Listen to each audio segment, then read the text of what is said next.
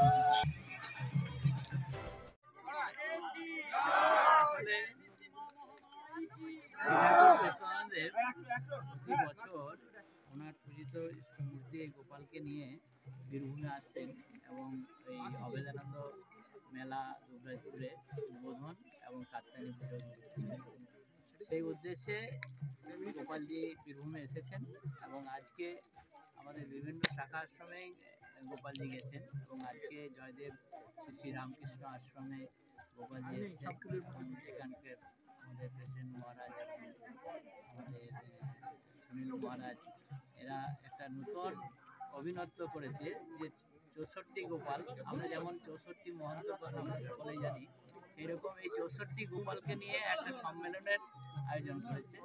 তো সেটা খুবই আনন্দের এবং আমরা একসঙ্গে এতজন গোপালকে একসঙ্গে পেয়েছি, এটাই তো আনন্দের বিষয়। আশ্রমের মহারাজ অর্গানাইজ করছেন এবং ভক্তদের একটা বিশেষ সহযোগিতা রয়েছে এবং সমস্ত এই এলাকার আশ্রম এবং ভক্ত এবং সমস্ত আশেপাশে গ্রামের সমস্ত ভক্তরা এর সঙ্গে ইনভলভ রয়েছেন এবং তাদের নিজের নিজের গোপালকে নিয়ে এসে এই সম্মেলনে মহারাজ আপনার নাম? আমি স্বামী সত্য প্রকাশানন্দ, ভাইস প্রেসিডেন্ট শ্রী শ্রী রামকৃষ্ণ।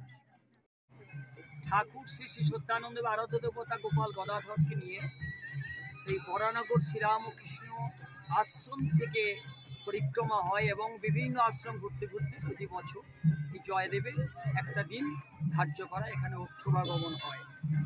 এবছরে আমাদের এই 17 ডিসেম্বর 30-এ যেটা আমাদের অধ্যায়ন, সেখানে ঠাকুর শ্রী শ্রী সত্যানন্দ আরাধ্য দেবতা গোপাল গদাধর ও 64 গোপাল বিভিন্ন প্রান্ত থেকে এসেছে।